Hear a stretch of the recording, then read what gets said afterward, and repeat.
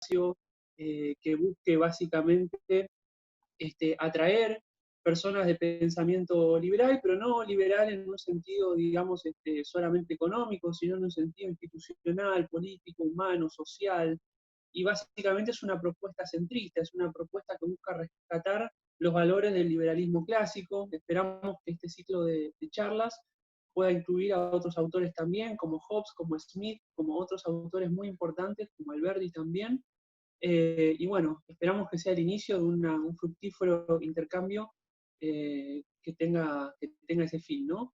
Bueno, entonces, lo que venimos hoy a proponer básicamente es un sueño, es una idea de Sarmiento. Esta idea, digamos, eh, él nace de una inspiración que él tiene cuando viaja, ¿eh? Viaja por el mundo, viaja a Estados Unidos, pero también viaja a África, viaja a Europa, está en Brasil también. Esto, digamos, sucede hacia el año 1845, él tiene 2 años de viaje que son financiados por el gobierno de Chile. El gobierno de Chile lo financia con la idea, ¿con qué idea, digamos? Con la idea de que él dé un pantallazo o, digamos, elabora una idea de cómo debía ser la educación en Chile. El gobierno chileno quiere educar bien y dice, bueno, mandemos a un especialista a ver cómo se está educando en el mundo. Y Sarmiento, como era un tipo curioso, no lo usó solo para educación, agarró todos los conocimientos de ese viaje y básicamente formó la idea de cómo se tenía que formar una nación. Uno a veces cuando piensa en Sarmiento, o normalmente como lo vemos en la escuela, o como se habla de él, siempre es el Sarmiento educador, es el tipo que nunca faltaba a la escuela, que estaba obsesionado con la educación, etcétera. Pero yo entiendo que la visión de Sarmiento es muchísimo más amplia, pero muchísimo más amplia que eso, y a mí lo que hoy me gustaría dejar, si se quiere, como puerta abierta, es abrir esa perspectiva de Sarmiento amplísima. El tipo tenía una visión de nación, no solo una visión de cómo tenía que ser la educación. Bueno, comencemos este viaje de descubrimiento, esta aventura. Como yo les decía, Sarmiento en el año 45 viaja por el mundo, ¿no? Obtiene una inspiración, y cuando él va terminando su viaje y pasa por Estados Unidos, su cabeza cambia, directamente da un clic. No es que cambia radicalmente porque él ya venía elaborando una idea, pero digamos que se topa con, por ejemplo, acá vemos en esta foto, esto es Nueva York hacia el año 1850. Fíjense la modernidad de una ciudad muy importante de Estados Unidos, de un país que era prácticamente nuevo, ¿no? La independencia estadounidense es de 1776, si bien el país no nace ahí, pero se entiende que como país nace en ese momento, y fíjense lo que era, ¿no? Ciudades absolutamente concurridas, mucha vida, edificios, construcciones nuevas, el río Mississippi, este es el famoso río Mississippi, con vapores que cruzaban, vapores, no barcos a vapor, que cruzaban de un lado para otro el río, dejando personas, dejando riqueza, dejando actividad económica, y crecían poblados en las orillas de ese río inmenso que cruza Estados Unidos, y Sarmiento queda maravillado por esa vida, por esa actividad, por esa creación de riqueza, ¿no? Por esa libertad, por ese afán de progreso, y por las puertas que él percibe que abre el comercio, ¿no? Que la gente tenga la posibilidad de comerciar, de crecer, de desarrollarse, de viajar a bajo precio por todo el país, y él ve en eso algo absolutamente descollante, ¿no? Él le parece increíble que un país tan nuevo tenga ese grado de desarrollo. Esta es Washington, una ciudad que se construye sobre un pantano literalmente. Sobre eso se construye la capital de Estados Unidos. Vamos a hablar de esto durante nuestra charla. Pero bueno, queda también, digamos, queda maravillado por la magnificencia de esta ciudad, ¿no? Una ciudad increíble, con monumentos, fastuosa, que se hizo de la nada y que se construyó con el afán de resolver un problema que aquí también había, ¿no? Y que yo creo que todavía no se terminó de resolver. Estas fotos que estamos viendo son todas de la época, ninguna foto es posterior a 1850, 1840, 1860. Traté de buscar justamente imágenes que sean representativas de lo que él vio cuando viajó por Estados Unidos, ¿no? Que es donde nace su inspiración. Esto es San Francisco. Acá vemos también, San Francisco en esta época no era una ciudad que tenía más de 10 años, una ciudad nueva. Y ustedes fíjense el desarrollo de inicio que tiene, es bastante impresionante. Quizás uno ahora lo ve y dice, bueno, qué sé yo, es una cosa que está medio así nomás, pero en realidad tiene digamos, un grado de crecimiento muy rápido. Repito, es una ciudad con menos de 10 años y se estaba convirtiendo en una ciudad muy potente. Esto es la zona ya de los muelles, ¿no? Llegando a los muelles, lo que se ve ahí atrás es la isla de Alcatraz, la famosa Alcatraz, es esa isla que se ve ahí atrás.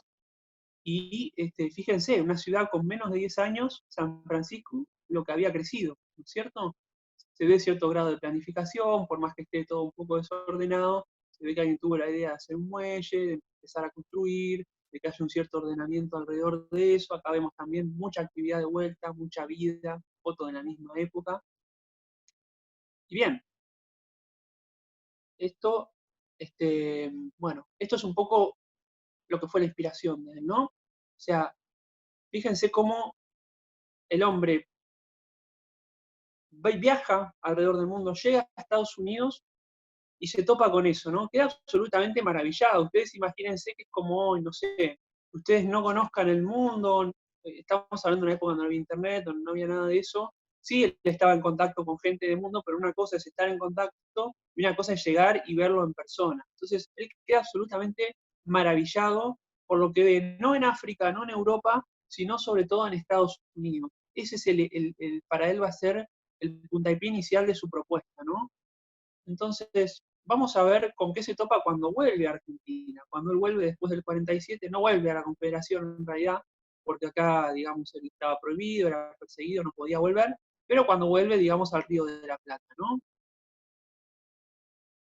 Él transitó, digamos, transitaba mucho Chile, Montevideo también, en una zona que solía transitar.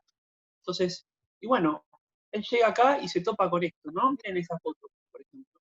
Eso que vemos ahí es la plaza, la entonces Plaza de la Victoria, ¿no? Buenos Aires.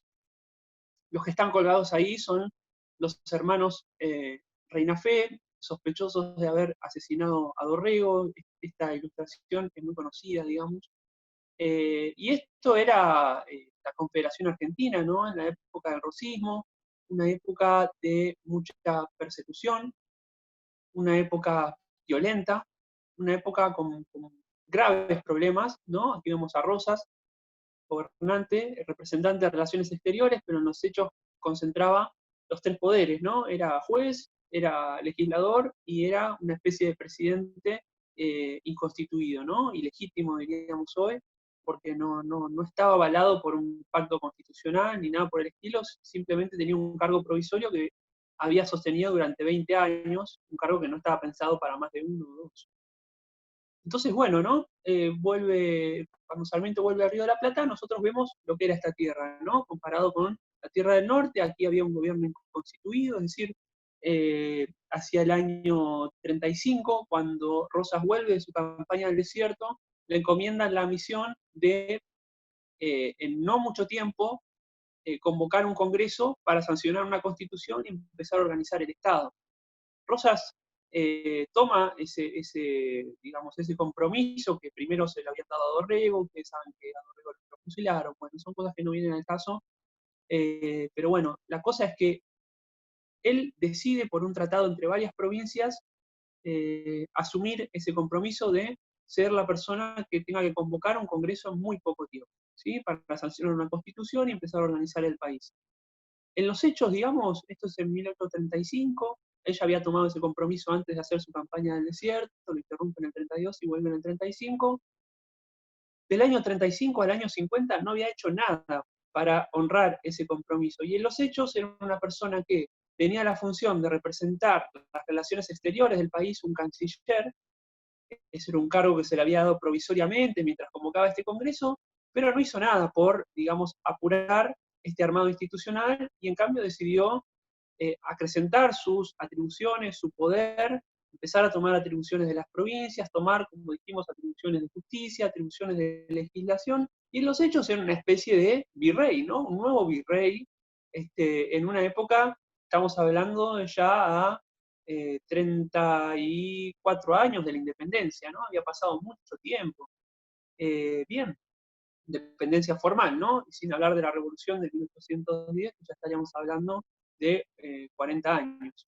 Entonces, bueno, acá ¿qué hay? Bueno, como dijimos, un gobierno inconstituido, porque formalmente es un gobierno absolutamente, si uno va, no sé cómo explicarlo, pero es un gobierno que no tiene ningún tipo de legitimidad desde el punto de vista institucional, los límites entre las provincias no están tampoco delimitados, como dijimos, hay problemas de concentración, hay desconfianza y hay violencia dentro del territorio. Rosas, si hay algo que entiende muy bien, es que él tiene que dividir y prodigar una especie de sentimiento de desconfianza para poder él, desde una posición de fortaleza, ejercer un mando indiscutible, ¿no? Indiscutible porque discutirlo era someterse a un riesgo, ¿no? Un gobernador que daba un paso adelante podía ser colgado en la plaza, descuartizado, sus restos paseados por toda Buenos Aires, entonces había mucho miedo, digamos, a dar un paso adelante, y había un sentimiento, bueno, de mucha estupefacción, diríamos.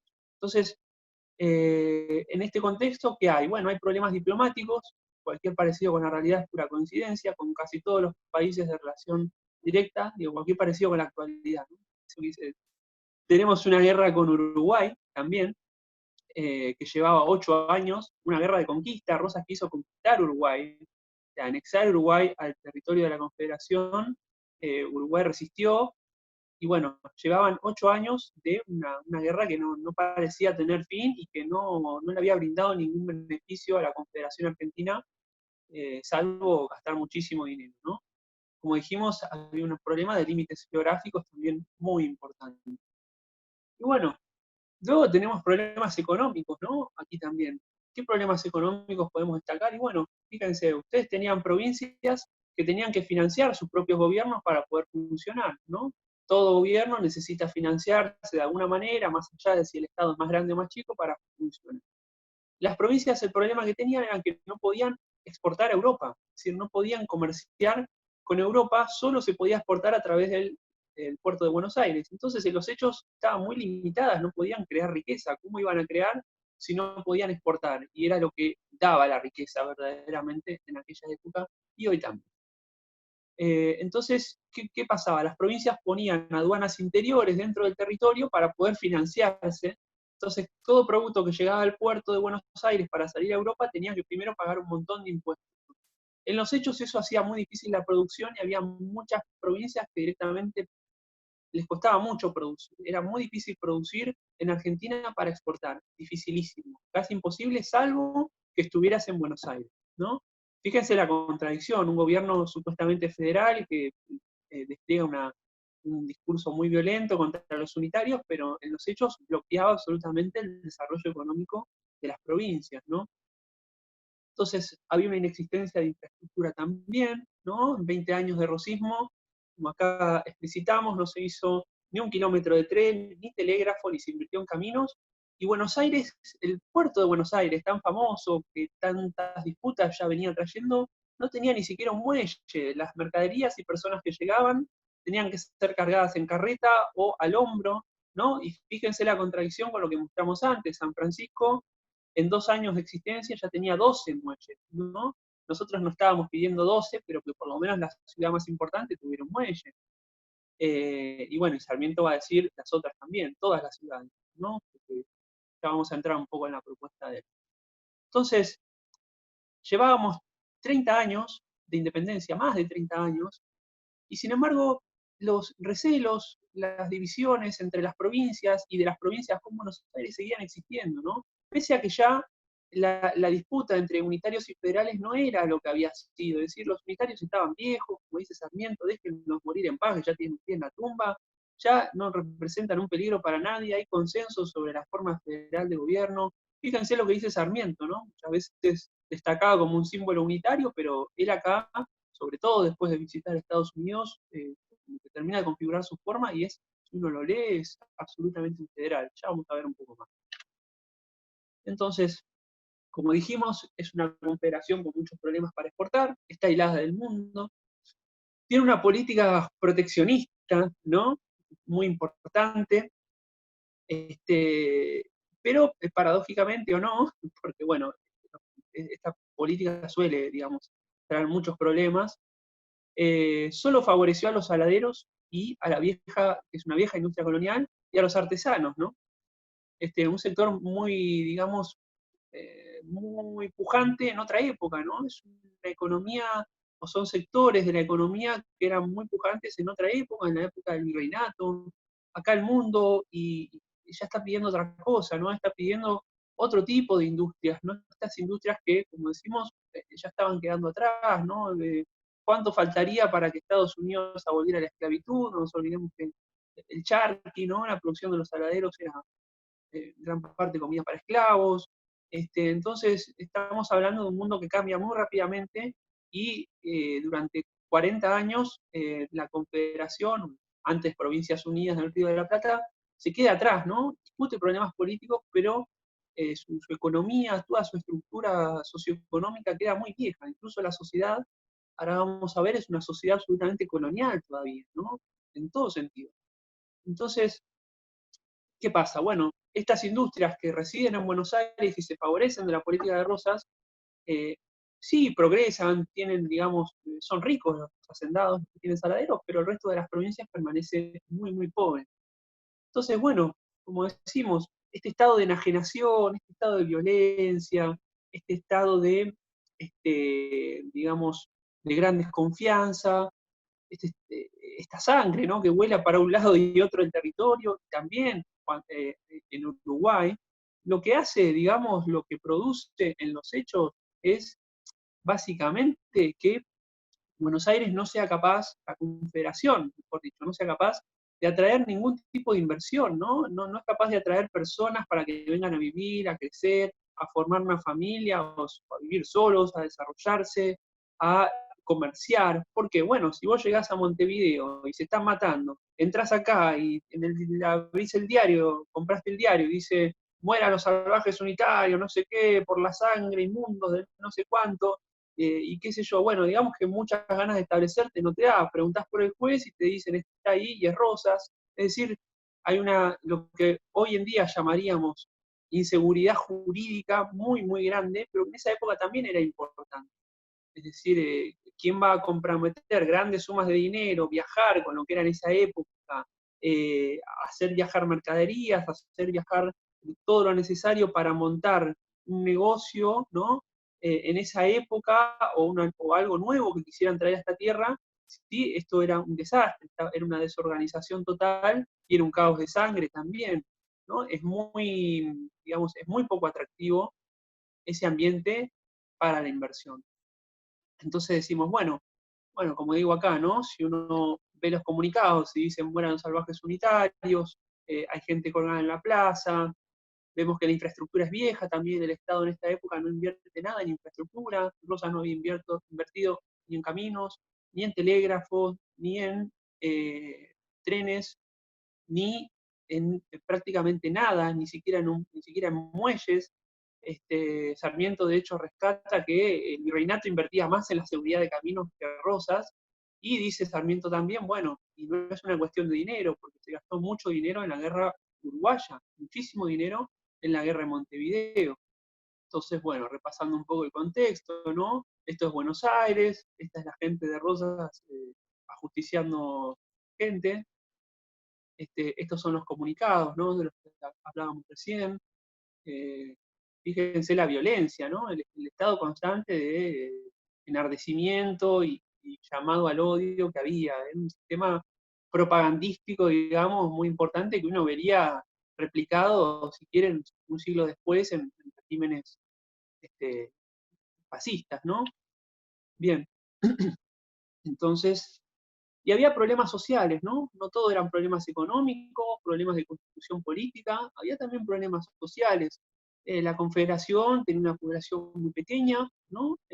Realmente para poder llevar a cabo actividades de crecimiento, de desarrollo, tal y como estaba sucediendo en los lugares desarrollados, a los que quizás se aspiraba a igualar o superar, bueno, se necesitaban brazos, ¿no? Para trabajar, se necesitaban mano de obra, y la Confederación tenía una población estancada, de muy bajo crecimiento vegetativo y una inmigración prácticamente nula. Así que ustedes imagínense que, digamos, era muy, muy, muy poco apropiada, muy poco atractiva la coyuntura, digamos, para el desarrollo de una cierta actividad económica, de un cierto desarrollo social, ¿no? Porque va todo de la mano, al fin y al cabo.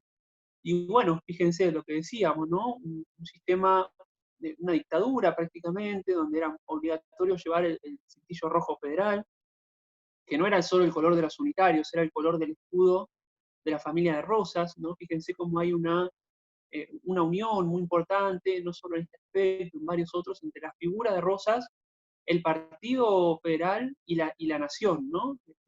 Está todo junto, está todo mezclado, muy propio de ciertos regímenes totalitarios, ¿no? Falta de libertad en general, violencia, como dijimos, y un estado de terror, como decíamos, promovido en todo el territorio. Bien, y de la violencia, como también mencionamos, no estaba exento nadie, ¿no? Gobernadores o habitantes, daba igual, que daba un paso adelante, pues. Entonces, bueno, como dijimos, era muy difícil desarrollarse, estábamos muy aislados del mundo, muy aislados, y al mismo tiempo no había un consenso generalizado sobre la posibilidad de cambiar, ¿no? Había una especie de estado de resignación, y al mismo tiempo había mucha ignorancia también, ¿por qué no decirlo? Al no haber contacto con los pueblos, si ustedes quieren, tecnológica, culturalmente más avanzados, bueno, también, digamos, había un cierto aplastamiento cultural, científico.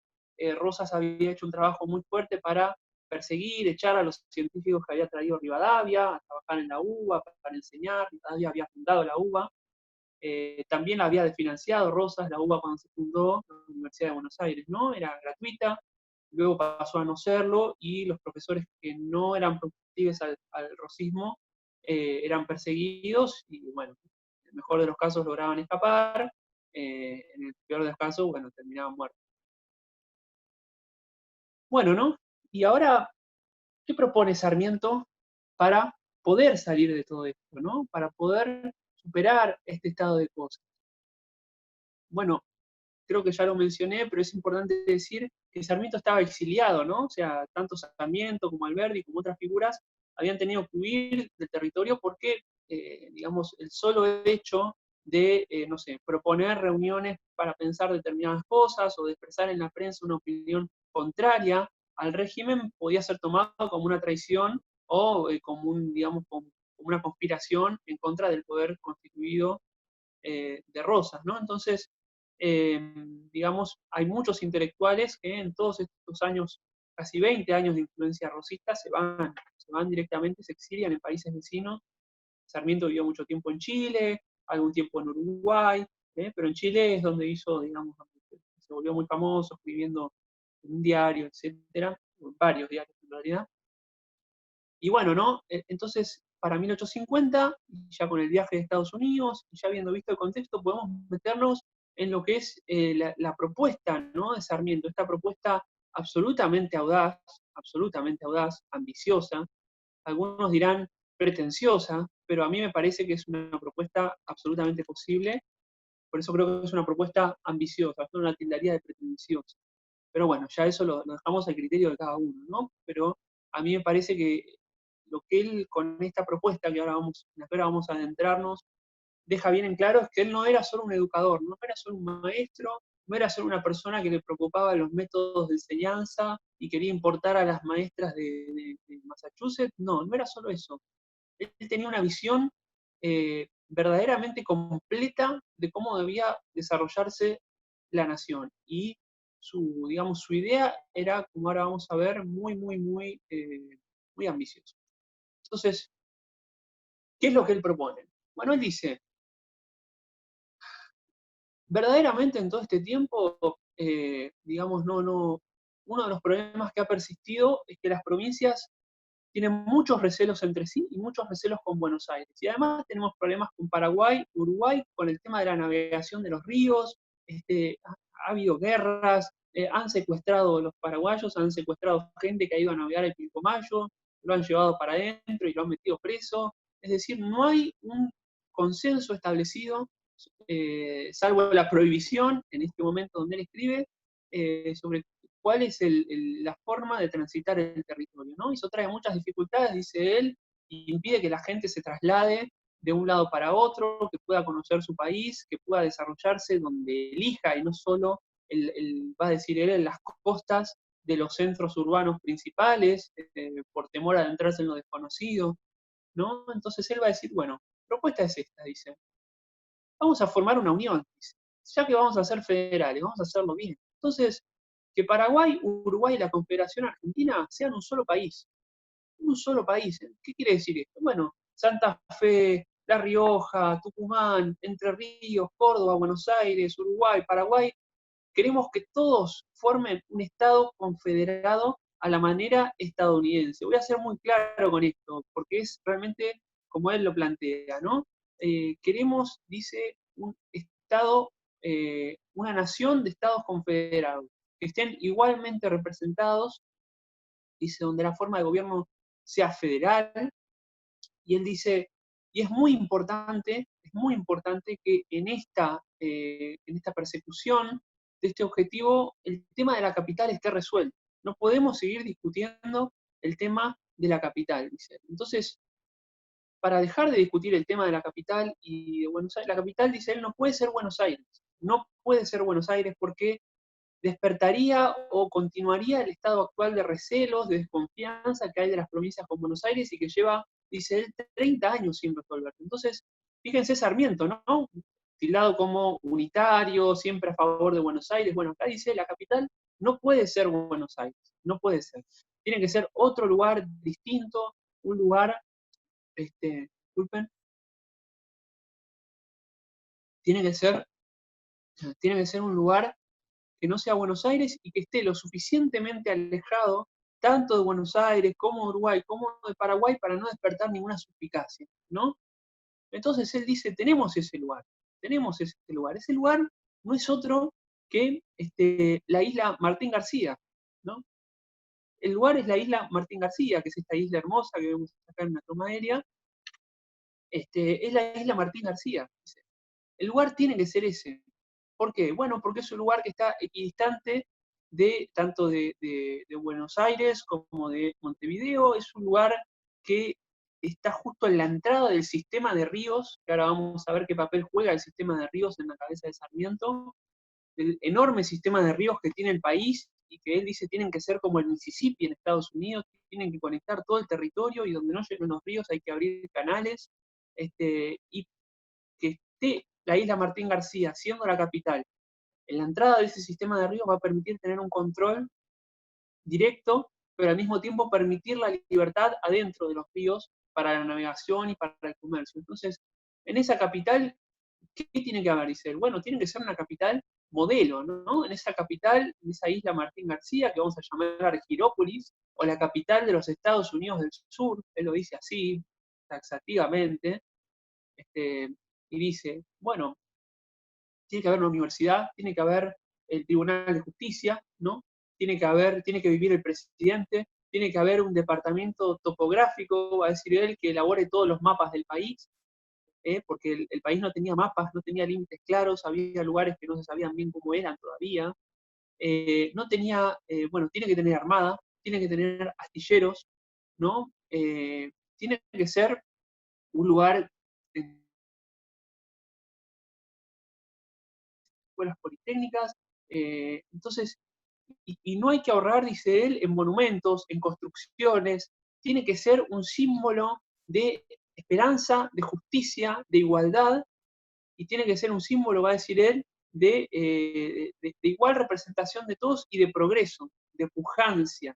Tiene que ser el faro económico, social y político de toda América del Sur, ¿no? Entonces, fíjense lo ambicioso del proyecto, ¿no? Absolutamente ambicioso, absolutamente soñador, si quieren. Va a hablar también de los sueños, de que lo tildan de soñador. Entonces, dice, bueno, la idea, dice, con esta capital es que los intereses de las provincias estuvieran igualmente representados en esas provincias, en esa capital. Es decir, que cada provincia mande sus representantes a esa capital, donde se va a formar el Congreso, y que que no haya ningún tipo de suspicacia o de recelo sobre el papel que pueda jugar Buenos Aires ahí, que Buenos Aires no le pise la cabeza a nadie, va a decir, ni ninguna provincia, ni Uruguay, ni Paraguay, a nadie, que todas estén igualmente representadas. Dice, terminemos con esta cuestión y garanticemos con ese lugar equidistante y con esa provincia que va a cumplir el rol de sede capital de esta nación, de Estados Confederados, de esta Estados Unidos del Sur, terminemos con esta cuestión, dice él, ¿no? Y entonces fíjense, ¿no? Él pone como ejemplo, cuando habla de esto, a Washington. Él dice, Washington, al igual que lo que podría pasar con esta isla, con esta ciudad que yo propongo, se formó sobre un pantano, dice. Washington era un pantano en una zona pantanosa, horrible, llena de mosquitos, y sobre esos se hizo una ciudad que hoy es, digamos, modelo de organización política en el mundo, y dice él, y le sucedía a los americanos, explica Sarmiento, lo mismo que nos sucede a nosotros, dice. Los americanos en esa época tenían una disputa porque ciudades como San Francisco o Boston, por ejemplo, no querían saber nada con que Nueva York fuera la capital política del país. Absolutamente nada querían saber.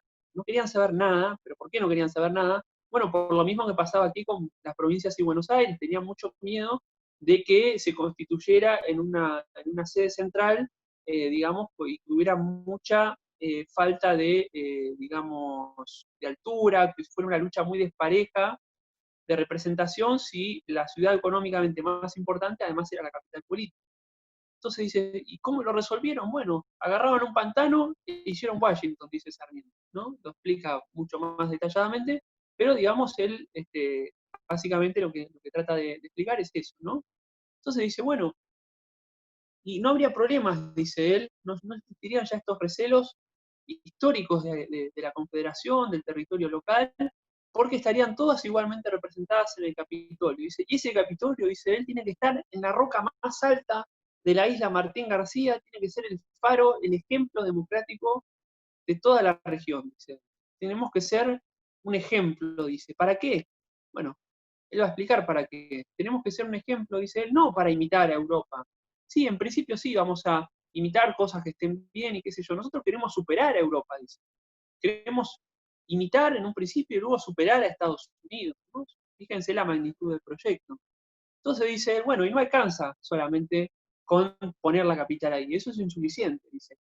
Hay que prodigar, hay que impulsar la construcción de ferrocarriles, caminos, canales, muelles, barcos de vapor, libre navegación y tránsito por todo el territorio de la Unión, lo llama la Unión, ¿no? Como para seguir mostrando la emulación con los Estados Unidos del Norte que intenta establecer.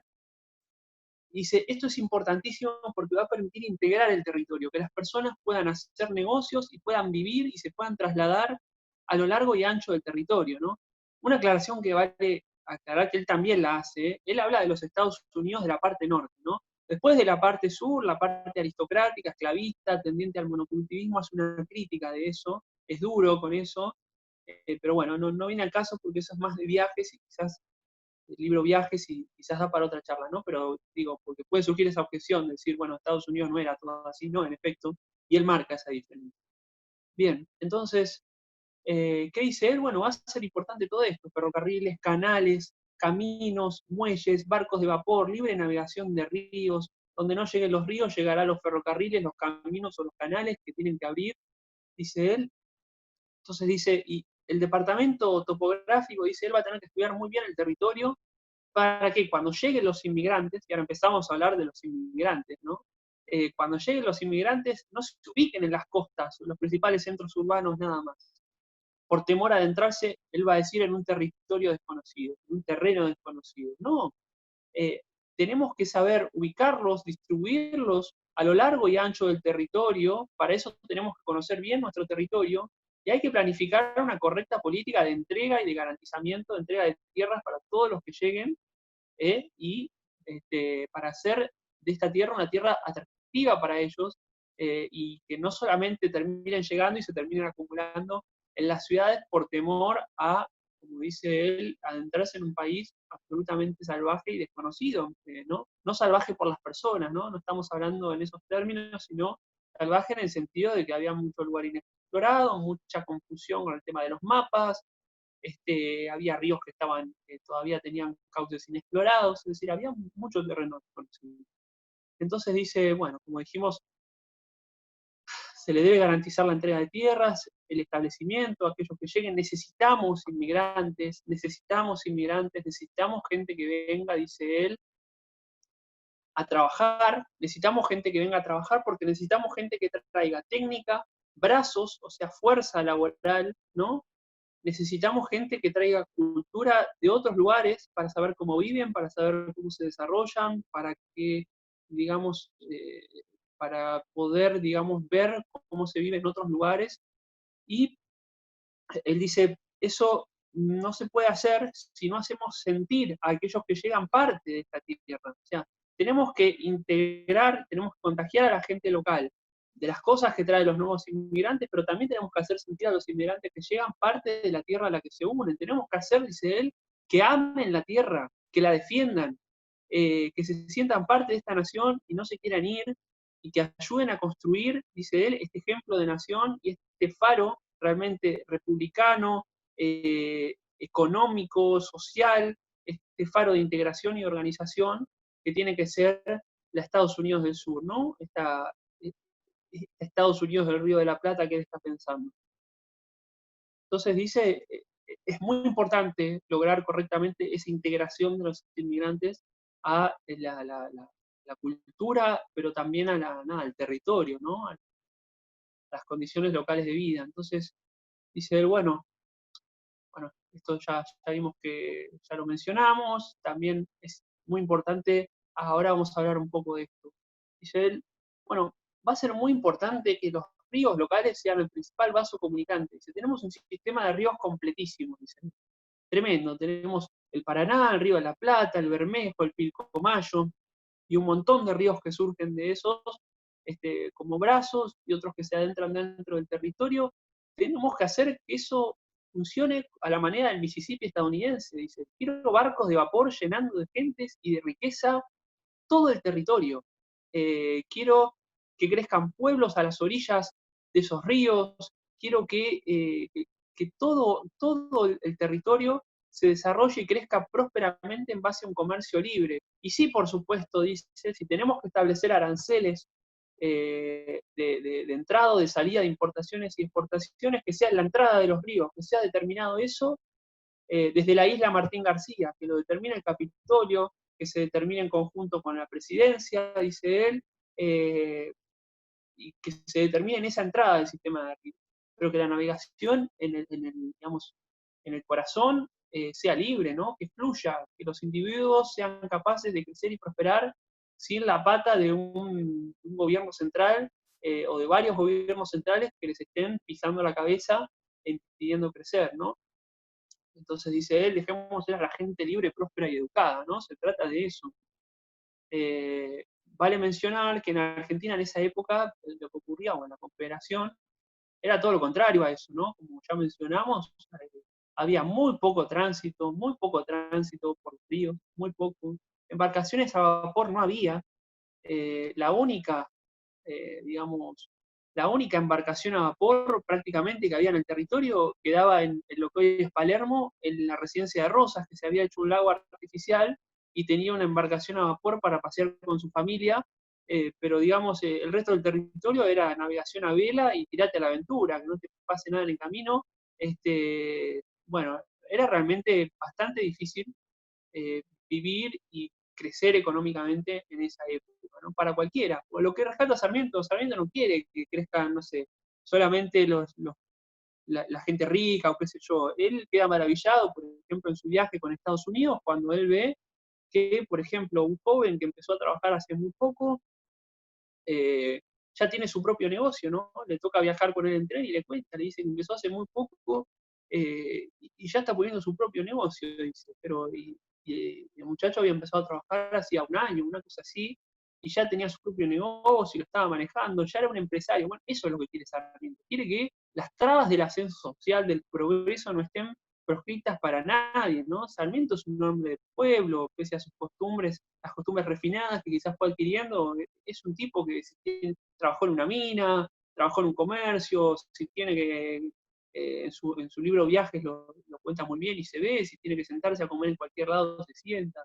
Es decir, no estamos hablando de un personaje de la élite colonial española, no, no. Encima, un autodidacta, una persona pobre que se formó por su cuenta, ¿no? Y aprendió varios idiomas. Si tienen ustedes una persona así que encima llega a presidente, es todo un ejemplo, ¿no? Un ejemplo de lucha y de constancia. Era muy atacado Sarmiento también, incluso por pares. No viene a caso, pero Alberdi, por ejemplo, Alberdi lo carga a Sarmiento, ¿no? Esto se ve en las cartas quillotanas, porque Sarmiento era una persona, Alberdi era un abogado y qué sé yo, y Sarmiento era un maestro de escuela. Entonces le digo, oh, maestro de escuela, ¿qué me vas a decir a mí? Anda a enseñarle, dice, qué sé yo, un poco molestándolo, se llevaban muy mal ellos, tenían una relación bastante difícil, pero bueno, la verdad que si tienen las chances de leer las cartas de intercambio entre ellos dos es un lujo porque discuten con una altura que realmente envidia y emociona, realmente, ¿no? Pero bueno, volviendo a esto, lo que nosotros vemos es que Sarmiento quiere esto, ¿no? Quiere una tierra de sueños, de tránsito, de comercio, de prosperidad, de pujancia, y eso no implica, dice él, que tenga que haber un estado de anarquía, ¿no? Establezcamos instituciones, un Capitolio, un presidente, un tribunal de justicia, incluso pongamos impuestos a la exportación, a la importación, dice lo que ustedes quieran, pero que sea libre el comercio, ¿no? Que sea libre el comercio dentro del territorio, que se pueda crecer, que se pueda hallar y que uno pueda vivir donde elija vivir, ¿no? Entonces, bueno, es realmente muy, muy lindo lo que dice. Entonces dice, me tildan de soñador, otra de las cosas que dice, pero dice, los sueños son los que construyen grandes naciones. Dice, ¿qué somos sin sueños? Dice, no somos nada. Entonces, me cargan, pero para mí, dice, no es algo malo, gracias que tengo sueños, dice él, y pregúntele a los Estados Unidos del Norte si no se construyeron en base a los sueños de mucha gente. Entonces dice, bueno, esta ciudad, como dijimos, sería un símbolo de libertad, de justicia, la capital de esta gran nación confederada que él piensa. Y bueno, como dijimos ya, no puede escatimar en edificios esplendorosos, en instituciones de educación, en instituciones de gobierno, en construcciones militares también. También no se olvida de la parte militar, no es un ingenuo que dice vamos a crecer y desarrollarnos en esa época, ¿no? Sobre todo hoy es otra época, no desconoce la necesidad de tener una cierta protección militar. Eh, También dice que la isla Martín García es una fortificación perfecta, está muy bien fortificada y que por algo fue usada como fortificación durante mucho tiempo. Entonces dice, bueno, dice, nosotros lo que necesitamos, agrega al final, es la mano industriosa de los habitantes que lleguen, ayuden a construir estos canales, estos ferrocarriles, estos caminos que necesitamos, ¿no? Necesitamos de todo esto que él mencionó para poder crecer, para poder ser una nación que supere a los países europeos y que compita palmo a palmo con los Estados Unidos del Norte, ¿no? Bueno, y frente a esto surge lo ineludible, ¿no? ¿Es posible este sueño en 1850 o es que Sarmiento está absolutamente chapa y está diciendo algo que es completamente inviable, ¿no? Vemos esta foto que es de Washington, la foto de Washington, también de esa época, 1850, fíjense qué linda ciudad, fíjense que todavía tenía algo semi-salvaje, ¿no? Se nota como una ciudad que fue edificada sobre un terreno bastante, si ustedes quieren, inhóspito, pantanoso, difícil, y se logró, ¿no? Porque es un símbolo también, era como muy propio de esta época, que el hombre con sus manos, con su trabajo, con su esfuerzo, puede lograr construir de la nada cosas increíbles, ¿no? Entonces, bueno, lo que vemos ahí es el primer Capitolio, luego ese edificio se reformó, pero bueno, lindo edificio también. Está bueno mirar la arquitectura, un poco da una idea de cosas, o por lo menos maravilla un poco. Entonces, bueno, como ya dijimos, la Confederación lleva 30 años de su organización, ¿no? Un proceso de organización política, económica, geográfica y social, pero que todavía está trunco, no se armó para nada, está en la misma situación que en 1816 prácticamente, es decir, solo hay consenso sobre el sistema de gobierno federal, a fuerza de mucha sangre también, ¿no? No sabemos qué hubiera sido si Sarmiento no los hubiera colgado, Sarmiento, Rosas, pobre Sarmiento, si Rosas no los hubiera colgado a todos, pero la realidad es que hay ese consenso, ¿no? Quizás lo único que se logra. Entonces dice, igualmente, dice Sarmiento, ya que existe ese consenso, tenemos un problema menos, y que ya sabemos que vamos a ser federales, dice. Ya sabemos. Ahora, si vamos a ser federales, ¿no? Seamos federales en serio, dice. Si vamos a ser federales, vamos a ser federales en serio. No le impidamos a las provincias que se desarrollen, no, no permitamos que el gobierno permanezca inconstituido, no nos peleemos con todo el mundo, delimitemos los límites entre las provincias y los límites con los otros países, vamos a ser federales en serio, dice, reunamos este Congreso, ¿no? Y realmente definamos cuál va a ser la forma de gobierno, pero dice él, no continuemos en esta situación absoluta de desorganización, violencia, salvajismo. Si queremos ser una nación grande y civilizada, tenemos que dar un paso adelante, dice él. Entonces, dice él también, no hacer un problema de dinero. Dice.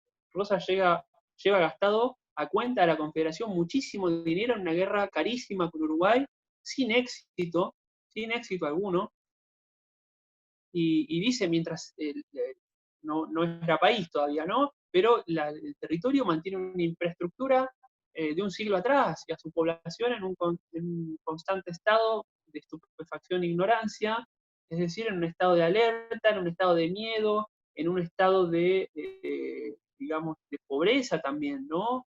Era una sociedad absolutamente la sociedad de la época rosista, prácticamente igual a la sociedad colonial, una sociedad donde había una élite muy educada, muy eh, formada, si ustedes quieren, que tenía un nivel de vida relativamente bueno, pero del otro lado no había nada, ¿no? Había una gran estado de miseria, de atraso, de ignorancia, de pobreza, y lo más grave que él ve es la imposibilidad de salir de ese estado, ¿no? No solamente que había pobres, era la imposibilidad de que estén garantizados los mecanismos de ascenso social, los resortes de ascenso social para que esa gente pudiera salir adelante. Sarmiento quiere progreso, no quiere una sociedad de élites, ¿no? Esto es muy importante también remarcarlo. A pesar de que él se codea con las élites, y obviamente en esa época tenías que hacerlo si querías cambiar las cosas, pero no es la sociedad, él no quiere una sociedad aristocrática, ¿no? Una sociedad oligárquica, no está buscando eso. Que es algo que también muchas veces se le achaca, pero realmente no era eso lo que buscaba, y no, tampoco era él eso. Entonces, bien. Entonces dice, bueno, la plata está, dice, se gastó toda esa plata. Si Buenos Aires obtiene ingresos muy fuertes, porque Buenos Aires sí exporta a Europa, dice, la plata está, lo que hay que hacer es organizar el gobierno y empezar a invertirle en lo que realmente cabe, y no en una guerra absurda con Uruguay.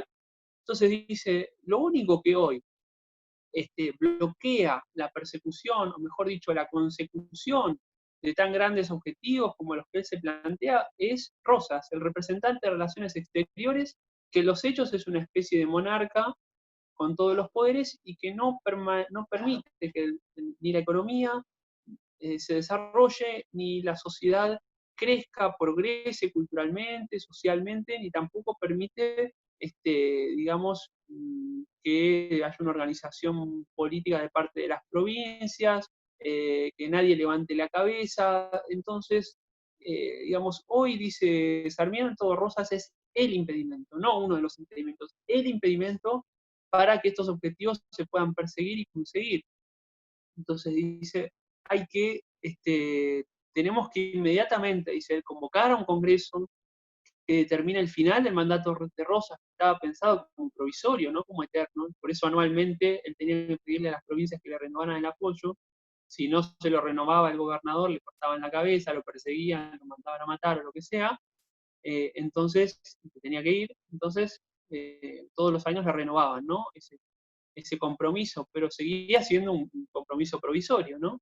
Entonces dice, hay que convocar a un congreso que determine el final del mandato de Rosas y allá en el camino para la persecución de un proyecto de nación, ¿no? Un proyecto de nación que es como él menciona, ¿no? Estos Estados Unidos del Sur, esta unión de Estados confederados, representados todos en igualdad, con esta capital brillante, ¿no? Ejemplo, faro de república, de progreso, de economía. Bueno, y acá termina un poco la exposición, ¿no? Ahora, en breve vamos a abrir para que hagan preguntas, pero a mí me gustaría, digamos, terminar esta charla, esta exposición. Les pido disculpas un poco por la longitud. Me gustaría terminar con algunas frases, ¿no? Algunas frases de Sarmiento que me parecen que son sacadas de este libro que discutimos, que me parecen muy, muy ricas para traer hoy, ¿no? Por ejemplo, una frase dice: la riqueza de las naciones proviene de la facilidad de las comunicaciones interiores, de la multitud de puertos en contacto con el comercio de las otras naciones, ¿no? Fíjense cómo habla de la importancia del comercio para crear riqueza. Dice: esta es una ley universal. Del libre intercambio de productos entre una ciudad y los demás mercados del mundo depende su engrandecimiento y su prosperidad. La riqueza de los estados depende del mayor número de puntos comerciales que encierran, de la mayor extensión de sus costas. Ahí nuevamente habla de la importancia de comerciar en todo el país, a lo largo y a lo ancho. Dice: no es rico el que tiene plata, sino el que produce y sabe gozar del fruto de su trabajo. Dice también Sarmiento: guardémonos de los que nos hablan de la seguridad nacional para cerrar los ríos al comercio europeo. Escuchen bien, ¿no? Guardémonos de los que nos hablan de la seguridad nacional para cerrar los ríos al comercio europeo. Le da un palo al proteccionismo tremendo. Y dice: mientras ellos llenan la bolsa abriendo sus puertos a ese mismo comercio, guardémonos de los que nos aconsejan permanecer en la inacción y la miseria mientras ellos ven crecer a influjo del comercio extranjero sus ciudades, su riqueza y esplendor. Dice, o sea, lo que él está diciendo es: esta gente que nos dice que no comerciemos con Europa para protegernos es la misma que no se priva de ningún lujo que llega de Europa, ¿no? Rosas con su barco de vapor, un cierto, bueno, muchos personajes hoy de cierto partido que tienen computadoras Apple, pero están a favor de un 50% de arancel para que nadie más las pueda tener, ¿no?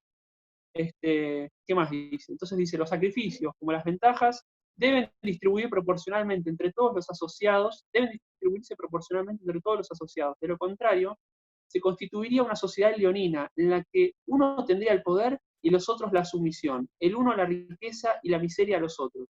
20 años de tristísima experiencia han debido aleccionar a los que no pueden ni quieren ser el león de la fábula. Dice: los romanos, para terminar, los romanos habían mamado con la leche la idea de que estaban destinados a dominar el mundo, y lo consiguieron. Los franceses hace un siglo que se creen llamados a presidir la civilización moderna, y los esfuerzos de sus sabios parecen justificar sus pretensiones. Infundid, dice Sarmiento, infundid a los pueblos del Río de la Plata, que están destinados a ser una grande nación, que es argentino el hombre que llega a sus playas, que su patria es de todos los hombres de la tierra, que un porvenir próximo va a cambiar su suerte actual, y a merced de estas ideas, esos pueblos marcharán gustosos por la vía que se les señale, y 200.000 inmigrantes introducidos en el país y algunos trabajos preparatorios darán asidero en pocos años a tan risueñas esperanzas. Llamados Estados Unidos de la América del Sur, y el sentimiento de la dignidad humana y una noble emulación conspirarán en no hacer un baldón del nombre a que se asocian grandes ideas. Bueno, con esto termino mi exposición, con esto termina el libro también, con esta frase tan hermosa. Y bueno, realmente les agradezco, no sé cuántos somos, pero realmente les agradezco a los que estuvieron de corazón. Me preparé para esta charla, me gustó, lo disfruté muchísimo. Y bueno, ahora, digamos, abrimos el espacio para que los que quieran puedan preguntar, podemos intercambiar opiniones, podemos charlar un poco sobre esto. Eh, y bueno, nada, gracias a Flor por haber permitido la charla, a todos los chicos del Centro Liberos, este grupito que armamos, Cecilia, Iván, gracias a todos, realmente a todos. Así que bueno, nada, chicos, si quieren preguntar, si quieren charlar un poco, cuéntenme qué les Bueno, pareció. lo mismo los aplausos para vos. La verdad que muy, muy, muy interesante, Gon, y muy entretenido como lo contaste. Y déjame decirte que para mí no me pareció prolongado para nada, fue muy justo.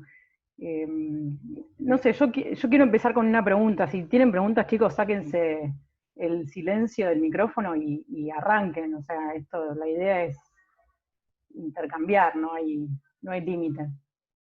Yo quería preguntarte si vos pensás que de no haber estado Rosas en Buenos Aires, si Sarmiento hubiera tenido esta necesidad de, digamos, pensar en una ciudad fuera de Buenos Aires eh, para, para que se desarrolle una capital, digamos. Bien. No sé qué pensás. Mirá, entramos en el terreno contrafáctico de la historia, ¿no? Sí, En por donde supuesto. historiadores nos pega un cuchillazo. Pero bueno, yo no soy Pero bueno, acá no hay historiador ni aspiro a historiadores, así serlo. que... Claro, así que bueno, naveguemos un poco ese terreno, ¿no? Mirá, por un lado, yo creo que si no hubiera estado Rosas, no sabemos cómo se hubiera configurado, si hubiera habido consenso para una república federal, para una constitución federal. Quizás seríamos un país unitario, como Francia, Chile o Gran Bretaña, ¿no? O sea, seríamos un país unitario, con otra configuración en donde, pero con consenso para eso, ¿no? Que hubiera habido consenso como en esos países para que la configuración sea esa, que no es ni buena ni mala, ¿no? A veces en la escuela parece que federal bueno, unitario malo, son distintas formas de organización, a mi modo de ver, y todas tienen su parte buena, su parte mala. A mí lo que me parece es que de no haber estado él, podría haber terminado así, con un consenso unitario, o podría haber terminado con un consenso federal, pero me parece que sin una voluntad tan fuerte para impedir la organización antes, quizás sí se podría haber terminado en un modelo como el que él plantea y empezado el camino mucho antes, ¿no? Un poco que luego de que él escribe este libro, poco tiempo después ya sucede el derrocamiento de Rosas, un par de años después, a manos de Urquiza, rápidamente el convocamiento de un Congreso Constituyente, pero no se retoma esta idea, ¿no? Como que nadie toma esta idea de Sarmiento y dice, hagamos esto. Entonces, bueno, yo creo que no haber estado Rosas, sí, podría haber sido que sí, o también podría haber sido que no, y seríamos un país como el que somos ahora, o un país unitario también, ¿no? Podríamos haber terminado siendo un país de organización unitaria. Realmente es muy difícil saberlo. Pero sí, digamos, la voluntad de él muy fuerte en contra de todo tipo de organización. eh, Él era un unitario en los hechos, digamos, por más que defendiera el Partido Federal, y era una persona que peleó muy fuerte contra la organización del país en cualquier aspecto, tanto en el camino a Estados Unidos como en cualquier otro camino. Es decir, lo único que restauró Rosas, si ustedes quieren, son las leyes de la colonia. Es decir, era el restaurador de las leyes, pero de la colonia. Es decir, solo ese estado de organización para mí estaba en su cabeza. Y entonces, bueno, sí, sin él podríamos haber sido muchas cosas. Es muy difícil saber para qué lado hubiera disparado la cosa. Perdón si no puedo dar una respuesta más concluyente, pero es una pregunta muy difícil.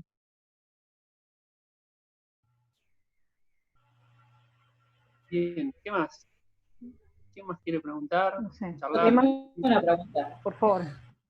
Bueno, yo que soy bastante ignorante, ¿cuánto de lo que proponía Sarmiento vos crees que logra llevar a cabo digamos, en su presidencia? Esto de Argirópolis, de esa capital de una confederación, bueno, me parece que no lo logró aparentemente, pero bueno, por ahí se concentró en otras cosas, ¿no?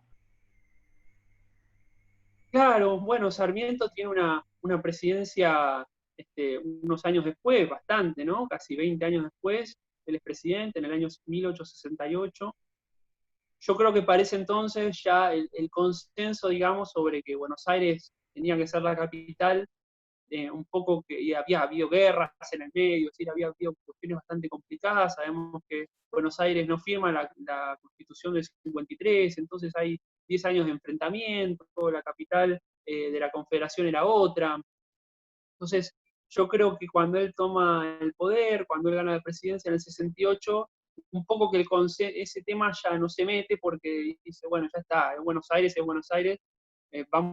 hagamos un censo, veamos cuánta gente está educada, el censo le da que más del 70% es analfabeta, entonces dice, vamos a poner escuelas, vamos a tratar de organizar otros aspectos del país. Ya la capital, dejémosla tranquila, que bastantes líos tuvo Mitre y Urquiza y todo con el tema de la capital. No nos metamos ya en eso. Es decir, yo creo que ella no piensa en esta época en trasladar la capital a la isla Martín García, porque yo creo que ya lo da como un tema que, bueno, ya está, se resolvió. Fue así, y respetemos un poco también que ya la mayoría resolvió, digamos, dejarlo de esa manera. Entonces me parece que por eso él no busca llevar ese proyecto capitalino a la práctica cuando a él le toca ser presidente, ¿no? Sobre todo lo otro sí intenta, ¿no? Por ejemplo, impulsa hasta proyectos científicos. Por ejemplo, cuando él llega al poder, una de las cosas que impulsa sistemas de becas para aquel que inventara, por ejemplo, lo que hoy llamaríamos una heladera, ¿no? Pero que él no lo llama heladera, ni freezer, ni nada, sino un sistema para mantener refrigerada o mantener conservada la carne durante los productos alimenticios durante un cierto tiempo, ¿no? Entonces se otorga becas científicas para gente que demuestre que es capaz de construir un aparato como este, ¿no? Entonces se ocupa mucho de todo lo que es, para mí, una etapa ya más posterior al de la organización política, que ya decir, bueno, vamos a ver cómo logramos que la nación progrese, eduquemos, tratemos de ver si hacemos progresar la ciencia, bueno, y al mismo tiempo tiene un montón de líos, porque digamos, hay un montón de problemas todavía en las provincias. Las montoneras son un problema. Las montoneras eran especies de ejércitos guerrilleros que rechazaban la autoridad del Estado. Bueno, hay gobernadores que apoyan a las montoneras y está discutida la legitimidad del presidente también. Sigue habiendo problemas con los aborígenes, son un grave problema. Hay un problema con los gauchos. Bueno, es decir, tiene un millón de problemas. Yo creo que la capital directamente la descarta, porque si no se moría a los 6 meses. Imagínense en esa coyuntura tan desfavorable, pensar en trasladar la capital, ¿no? Es como si Alberto dijera, vamos a trasladar la capital, no sé, a la isla Martín García. Y bueno, digamos que hay otras prioridades. Entonces me parece que igual tiene otros delirios. Exactamente, sí, tiene otros delirios, pero bueno, ninguno como trasladar la capital. Igual todos en algún momento plantean eso, no sé por qué, pero todos los presidentes plantean eso en algún momento, ¿no? Alfonsín, se habló de Macri también en un momento. Perdón, yo quiero hacer una pregunta, no sé si está relacionado con esta parte de la historia, pero ¿sabés qué relación tenían, si es que llegaron a tener, si llegaron a tener alguna relación, si fueron contemporáneos políticos, digamos, en su mejor momento, Sarmiento y Urquiza? Sí, Urquiza Sarmiento lo invita al Palacio San José, a Sarmiento. Exactamente. Sí. Sí, esto ya, digamos, posterior, ¿no? A esta época en la que estamos hablando. Urquiza lo invita al Palacio San José, a Sarmiento. Ellos tienen una relación, por ejemplo, en la época del ejército, digamos, en esta época donde escribe Argirópolis, un poco que Sarmiento le habla a Urquiza, ¿no? En un momento él dice, escuchen esto porque es impresionante, en Argirópolis, él dice, Entre Ríos tiene Entre Ríos, ¿no? La provincia que gobernaba Urquiza. Dice, Entre Ríos está preparada para ser, escuchen, la nación más próspera del mundo.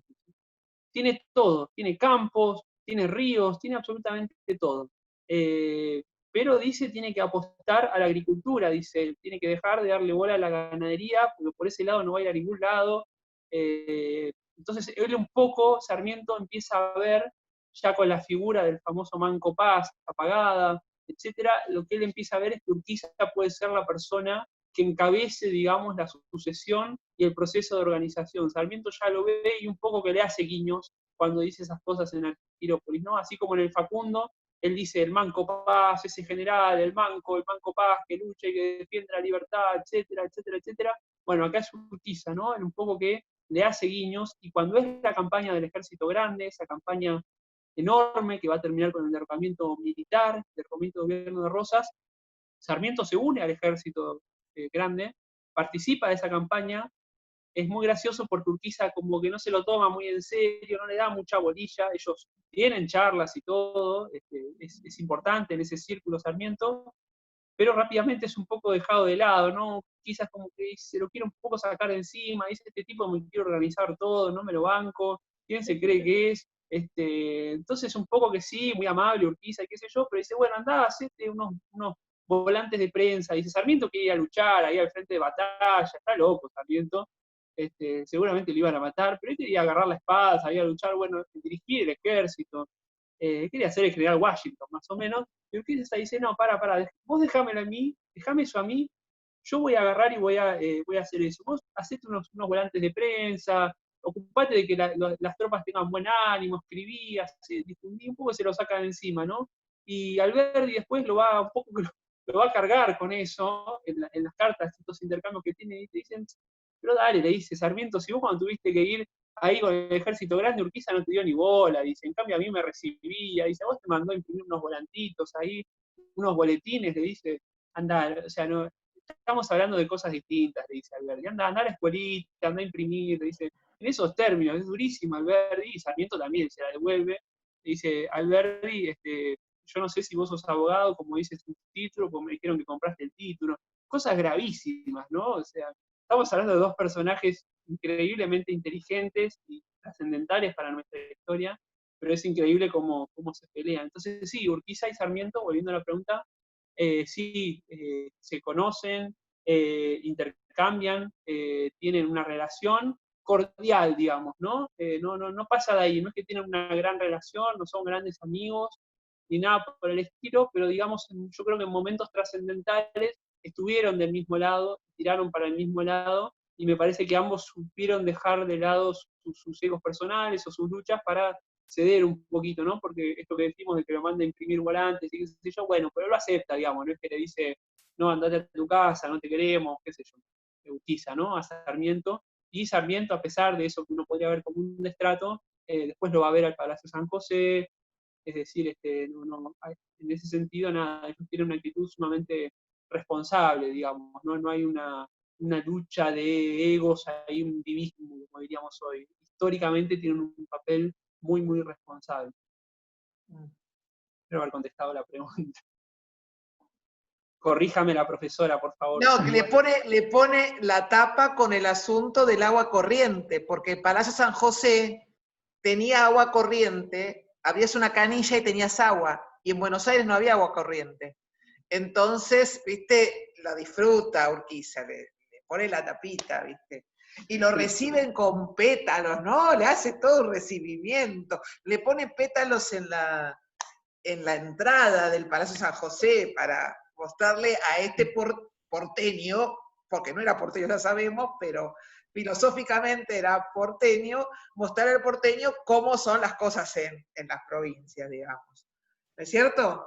Esa la disfruta. Sí, totalmente. Sí, lo recibe con pétalos y se da toda esa situación. Sí. Que muchos no le perdonan, porque hay muchos que adoran a Urquiza y no quieren ni un poco a Sarmiento. Claro. Entonces hay muchos que no le perdonan a Urquiza que haya recibido a Sarmiento. Quizá lo paga con su vida eso también. Sí, claramente. Sí, dicen que de hecho eso, digamos, su muerte, su asesinato, tiene que ver la alianza por, claro, la supuesta traición a las provincias en la batalla de Pau. Sí. Pero es muy divertido ver cómo los personajes del pasado son como ahora, o sea, los temas son los mismos, la gente se pelea igual y es interesante eso. Muy interesante. Sí, muy interesante, cierto. Bien. ¿Qué más, chicos? ¿Qué más quieren charlar? ¿Quieren discutir? O sea que nuestros líos no se los podemos asignar a los italianos y a los españoles, sino que ya los tenemos de hace tiempo, nuestras chicanas y cosas. Todo va sumando, Emma. Todo va sumando, es verdad. Pero sí, vienen de arrastre. Fíjate como el tema de las provincias y la distribución de recursos es un tema vigente. Tenemos una ley de coparticipación polémica que todavía es un problema, ¿no? Es decir, fíjense como son temas que vienen de arrastre, y bueno, y si uno viaja al interior, incluso todavía hay cierto respeto al porteño, y el porteño tiene un gran desconocimiento y un gran prejuicio muchas veces con el interior también. Entonces hay como muchos temas que, digamos, vienen de esa época, y trascienden varias épocas, trascienden la época conservadora, trascienden la época peronista y llegan hasta hoy, y, digamos, prácticamente intactos o sin resolver en gran medida, ¿no? Entonces, sí, no es culpa de los españoles y los italianos solamente, un poco que ya vienen de arrastre, me parece.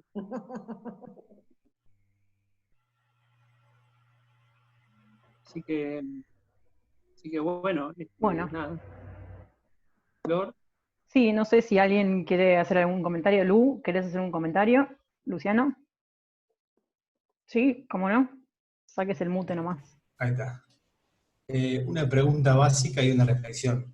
Quizás ya lo dijiste, Gonzalo, pero no estaba esperando el plomero, por ese oído venía. Argirópolis, ¿qué significa? Y lo otro, varias veces mencionaste la palabra república. Y desde ahí, algunos ejemplos de algún legado que haya dejado Sarmiento, deben ser varios seguros, pero algunos ejemplos concretos que se vean en el hoy fácilmente. Eso es todo. Bien, bueno, Argirópolis es el nombre que él le da a esta ciudad capital de los Estados Unidos del Sur. Este proyecto que él piensa, Argirópolis es el nombre tentativo que él le otorga, ¿no? Dice Argirópolis, o la capital de los Estados Unidos del Sur, o lo menciona de varias maneras. Por momentos dice Argirópolis, o la capital de los Estados Unidos del Sur, o capital de los Estados Unidos del Plata, o capital de los Estados Unidos del Río de la Plata, capital de los Estados Confederados del Plata. Le da varios nombres, ¿no? Pero es eso, es el nombre que le da a la capital, ¿no? Y si uno quiere ver herencia republicana, yo creo que lo más republicano que él logra dejar como herencia, además de sus escritos, ¿no? Que son, Argirópolis es un canto al republicanismo prácticamente, ¿no? Habla de igualdad, de representatividad, de justicia, de división de poderes. Yo creo que ese es un gran legado, ¿no? Este libro es un gran legado, un gran legado. Pero si uno quiere ir a lo que él hizo como gobernante, yo creo que la educación, ¿no?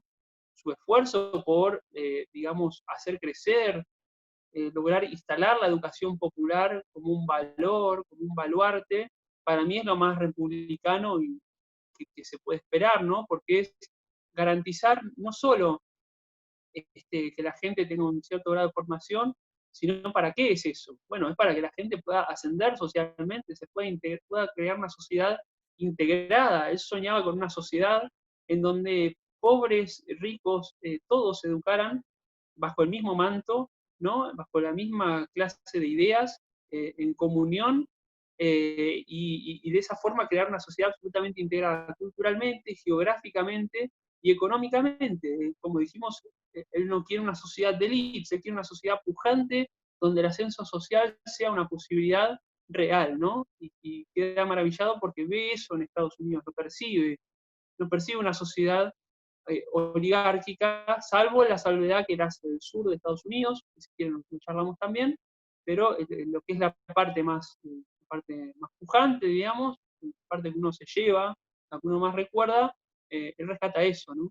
Entonces yo creo que el valor que más deja es el tema de la educación, como un valor absolutamente integrador, igualador de oportunidades, igualador que posibilita que mediante el esfuerzo, el trabajo, cualquiera, sea pobre o sea rico, tenga la posibilidad de lograr lo que se propone. Obviamente no desconoce las limitaciones que tiene el dinero, pero digamos, yo creo que el baluarte es ese, ¿no? Es la educación, básicamente, el baluarte republicano que él logra legar, si vos querés, a la Argentina moderna. Y fíjense que hoy es un baluarte, ¿no? Casi nadie se anima a discutir la educación, ¿no? Y me parece que es un precepto fundamental si uno quiere formar ciudadanos, ¿no? Esto ya lo decía Adam Smith, que vamos a ver en algún momento. Dice, hay que formar ciudadanos y para eso el Estado tiene que tener algún papel en la educación, porque si no las personas van a ser bestias, van a estar todo el día detrás de un martillo y van a ser pésimos ciudadanos. Dice, tienen que tener inquietudes, tienen que tener valores, tienen que tener un sentido de pertenencia a la sociedad donde viven y tienen que tener un sistema de respeto, digamos, de indexación a esa sociedad muy fuerte, y eso lo puede dar la educación, ¿no? Bueno, y creo que Sarmiento comparte esa visión smithsoniana de la educación como un valor fundamental para formar ciudadanos. Y si uno habla de ciudadanos, habla de república, ¿no? Está hablando de eso, básicamente. Así que bueno, espero haber respondido la pregunta, Lu. Sí, sí, Gonza, excelente, gracias. No, no. ¿Y hay algún caso de, viste, muchas personas que trascendieron, en su momento tienen una idea, pero quizás esa idea son muy resistidas en el momento, pero así todo en el tiempo trasciende esa idea? ¿Hay un ejemplo de esos que se te venga a la mente? ¿Vos decís de Sarmiento cosas que haya hecho él que no fueron tomadas y después sí? Y ¿O estamos hablando trascendió, de claro. y después trascendió? Y yo no sabría decirte. Me parece que, bueno, volviendo al tema de la educación, yo empecé esta charla diciendo que no quería que nos quedemos con el Sarmiento educador solamente, pero bueno, tu obra es muy importante en ese sentido, entonces sí, me lo digo. Pero, digamos, volviendo al tema de la educación, la ley 1420, educación laica, este, gratuita y obligatoria, es de 1884.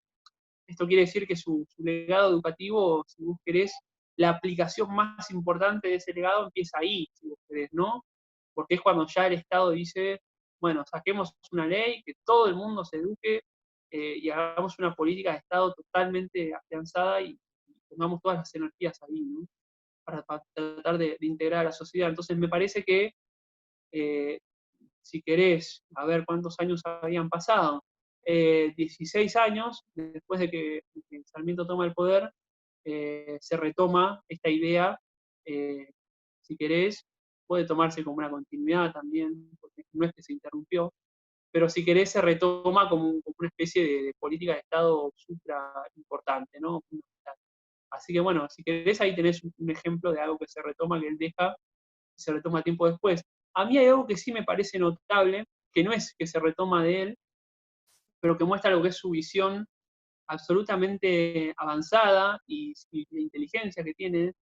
Sarmiento anticipa, cuando él viaja a Estados Unidos, está ahí en 1847, casi 20 años la guerra estadounidense de 1865, ¿no? Esto es para otro libro, que es Viajes, pero él dice se va a saber si Estados Unidos puede ser una gran nación cuando se define esta disputa entre la parte norte, progresista, democrática, digamos, libre, económicamente pujante, donde los colonos llegan a cualquier lado y ya apenas llegan establecen sus leyes, establecen que cada uno no puede tener más de una cierta cantidad de tierra, se establecen sistemas de competencia económica, sistemas competitivos de poblamiento y de competencia, es decir, tenemos digamos, una economía, un país pujante. Entonces vamos a ver, Estados Unidos vamos a saber qué clase de país puede llegar a ser cuando se defina la disputa entre ese sector y el sector sur, que es el sector, va a decir, el aristocrático, esclavista, tendiente al monocultivismo. Y fíjense que finalmente lo que se define, ¿no? Unos años después. Es decir, pero es notable como él, y verdaderamente cuando se define esa guerra de 1865, cuando se define definitivamente cómo va a estar configurado Estados Unidos. Fíjense cómo él, casi 20 años antes, anticipa esa guerra, esto será el final de Viajes, y me parece algo notable, ¿no? Propio de una persona que tiene una visión absolutamente avanzada y una persona muy, muy inteligente, ¿no? En esta época, con tantas cosas para ver y qué sé yo, en internet, consultar, se hace más fácil llegar a una conclusión así, a veces no es tan fácil, pero en esa época, teniendo que viajar personalmente, leer diarios que no sabes quién escribió, hablar con gente, los procesos mucho más lentos, y encima conocer un lugar nuevo y hacer ese diagnóstico, bueno, me parece que da cuenta de una persona que tiene una inteligencia superior, ¿no? Realmente admirable. Y yo creo que si bien obviamente nadie retomó eso de Sarmiento en Estados Unidos, eh, pero sí me parece que sí se da cuenta de que eh, las cosas que él planteaba muchas veces eran de avanzada y finalmente terminaban sucediendo, ¿no? No porque él fuera un Nostradamus, sino porque finalmente era una persona muy inteligente que era capaz de ver procesos, ¿no? Como un historiador, como un buen historiador, capaz de ver procesos, capaz de ver hilos, de hilar ideas y de ver cómo se podían llegar a desenvolver ciertas situaciones, y a veces lo hacía con mucho tino, ¿no? Con mucha precisión. Bueno, eh, no respondí tanto a tu pregunta, pero me gustó charlar sobre esto. Gracias, Gonzalo. No. Yo quería hacer, no sé si se me escucha, perdón que no tengo la cámara prendida, pero estoy con un inconveniente aquí de Se escucha transmisión. perfecto. Ah, perfecto, gracias. Quería recuperar uno de los últimos temas que tocaste en tu presentación, que fue muy buena, aplaudo nuevamente desde aquí, que era Muchas el tema gracias. de los sueños. Con esas últimas frases que nombraste de Sarmiento, en cuanto al sueño, de tratar de aunarlo y consensuarlo a nivel nacional y usarlo para proyectarlo hacia adelante. No sé, quería preguntarte si te animabas a extrapolar eso a la actualidad, que creo que es algo, un tema fundamental, ¿no? Para plantear en la sociedad civil. ¿Qué se te ocurre en cuanto a los sueños hacia adelante? Bueno, antes que nada, Javi, gracias por tus palabras. Qué bueno que puedas estar. Eh, y bueno, mirá, muy linda tu pregunta, porque es cierto, una de las cosas que yo pensaba mientras leía y preparaba esta charla es la pucha cuando dice eso de los sueños, un poco que se defiende, porque dice, me tratan de soñador, dicen que yo sueño, pero vaya si son importantes, los sueños ayudan a construir grandes proyectos, grandes naciones, así que no los voy a dejar de lado, dice, para mí son un motor y son muy importantes, y él invita a otros a soñar, ¿no? Y me parece que esto trae un debate muy importante. Muchas veces cuando nosotros discutimos política, y en esto hago una autocrítica también, nosotros estamos siempre como queriendo bajar, decir, bueno, no, esto no se puede hacer, hay que ser realista, bueno, no, pero sabemos que acá no va a pasar, entonces aspiremos un poco más bajo, lo cual está bien, ¿no? En cierto contexto, porque es un poco decir, bueno, veamos qué de todo esto se puede realizar y empecemos por algo, bueno, está bien, pero eso no puede, me parece que es el mensaje que él trata de transmitir, y ahí hay una disputa que él tiene un poco con Alberdi también. Esto no puede limitarnos y decir, bueno, como no podemos soñar con ser, como el presente es muy rudo, es muy poco, digamos, tiene muchas dificultades, entonces conformémonos, digamos, o vamos por aspiraciones mucho más bajas, y entonces no soñemos tanto. Bueno, él dice, no, tenemos que soñar, dice. Hay que convencer a la gente de que se puede ser una gran nación, hay que convencer de que se puede, hay que convencer de que nosotros tenemos el poder para cambiar las cosas por muy adverso que sea el contexto.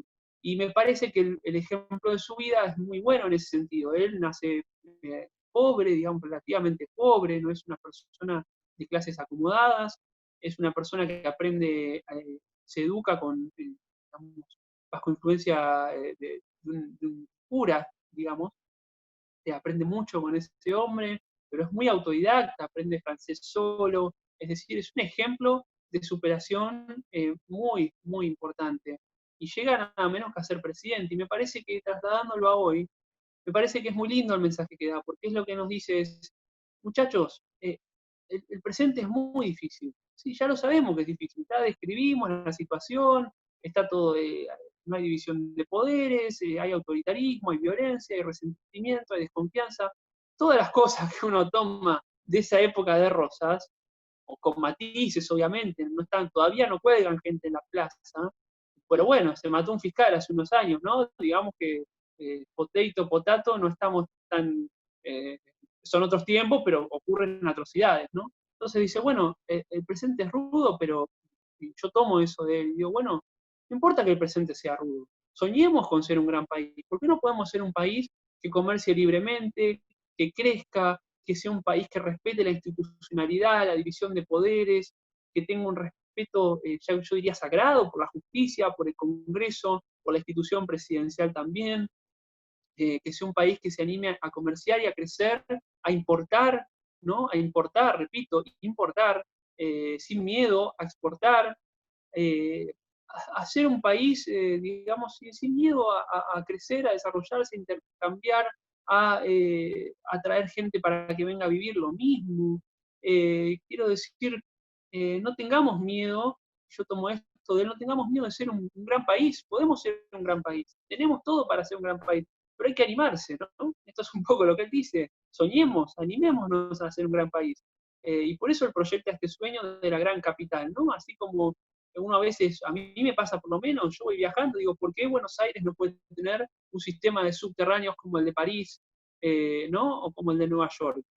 Yo entiendo las dificultades, yo entiendo todo, la restricción presupuestaria, está perfecto eso y es completamente atendible. Pero ojo, que las dificultades no nos priven de soñar o de proyectar la persecución de objetivos. Es decir, no podemos abandonar, por ejemplo, ¿no? Pongo un ejemplo, abandonar la consecución de un buen sistema de transporte, un sistema integrado y rápido y preciso, porque por temor, ¿no? O porque, bueno, no, en realidad no se puede, en realidad no sé qué cosa. Bueno, digamos, el mensaje que él intenta dar es busquemos la forma de hacerlo y hagámoslo. Si queremos, dice él, se puede hacer. Y bueno, tomo un poco el ejemplo del subte.